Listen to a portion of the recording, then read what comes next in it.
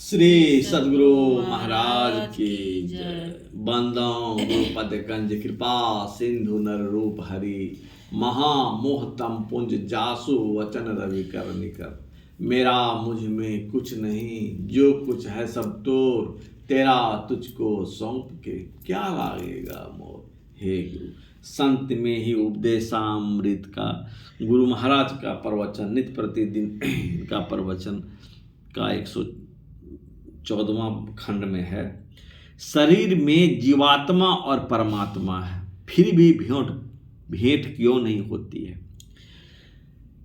एक बार रास्ते में जाते जाते मुझको पचवारा बाजार के कुछ सज्जनों ने कहा, कुछ सुनाइए। मैंने कहा, समय नहीं है, थोड़े में सब सुन लो। राम राजा सकल प्रजा, राम व्यक्त रूप में इस धरातल पर नहीं है, किंतु वे अव्यक्त रूप में ही है। राजा का वचन मानोगे तो सुखी रहोगे, नहीं तो दुखी रहोगे। वह वचन यह है, यही तन कर फल विषय न भाई, स्वर्ग हो स्वल्प अंत दुखदाई। स्वर्ग में भी सभी बराबर सुखी नहीं रहते, कोई अल्प और कोई विशेष सुखी रहते हैं। श्री राम कहते हैं, वहां भी सुख थोड़ा ही है और अंत में वह दुख देने वाला है। श्री राम प्रजा को विषय से विमुख करते हैं, विषय से दूसरी ओर ले जाते हैं। इल्मे विद्या रूहानी चैतन्य की ओर ले जाने के लिए उन्होंने नसीहत शिक्षा दी कि जो हवास इंद्रियों में आने योग्य चीजें हैं उनको छोड़ो।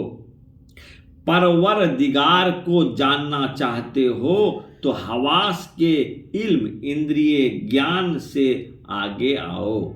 विषय कितने हैं?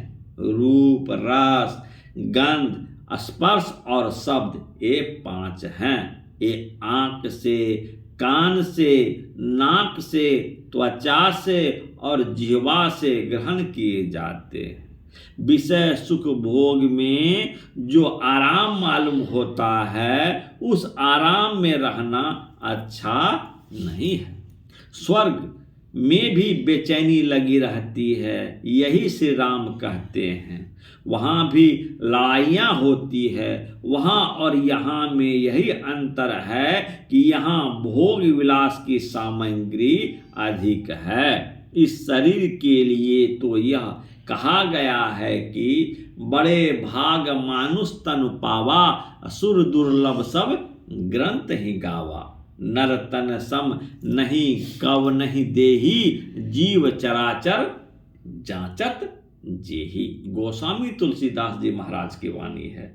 श्री राम ने कहा, विषय की ओर मत जाओ, इसका आशय क्या हुआ। निर्विषय की ओर जाओ। निर्विषय तत्व क्या है? जो हवास में नहीं आता, वह 5 विषयों से परे हैं। उस ओर चलने के लिए श्री राम उपदेश देते हैं। इंद्रियों की पकड़ में जो आवे वह माया है। अनविचार रमणीय महा संसार भयंकर भारी, नहीं विचार करो तो संसार बहुत अच्छा है, यदि विचार करो तो यह संसार बहुत भयंकर है। तब क्या करो? निर्विषय की ओर चलो। यदि कोई कहे, क्या निर्विषय की ओर चलना ही भक्ति है? मैं कहूँगा हाँ, निर्विषय की ओर चलना ही ईश्वर की ओर चलना है, यही ईश्वर की भक्ति है। दूसरे कहते हैं कि ईश्वर तुम्हारे पास है, फिर बुलाओ किसको और जाओगे किसके पास। तुलसी साहब के पास एक विश्वासी मुसलमान गए कुछ जिज्ञासा करने के लिए। उनका नाम तकी था। तुलसी साहब ने उससे कहा, सुन ए तकी न जाइयो, जिनहार देखना, अपने में आप जलवाए दिलदार देखना। फिर उसका रास्ता बतलाया। पुतली में तिल है, तिल में भरा राज कुल का कुल, इस परदेह स्याह के जरा पार देखना। यदि काले पर्दे के पार में देखो तो क्या होगा, तो होगा 14 तबक का हाल यहाँ हो तुझे जरूर, गाफिल न हो ख्याल से होशियार देखना।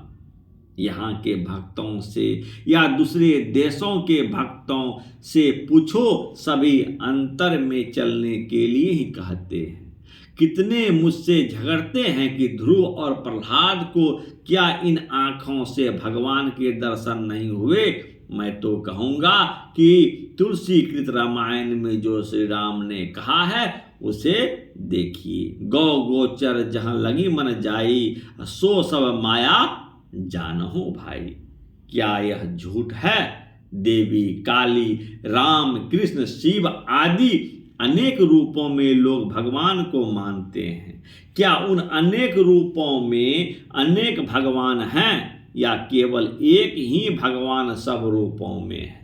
रूप के दर्शन से केवल शरीर रूप दर्शन हुआ, परंतु उन सब रूपों में जो एक ही है उन आत्म रूप भगवान का दर्शन नहीं हुआ।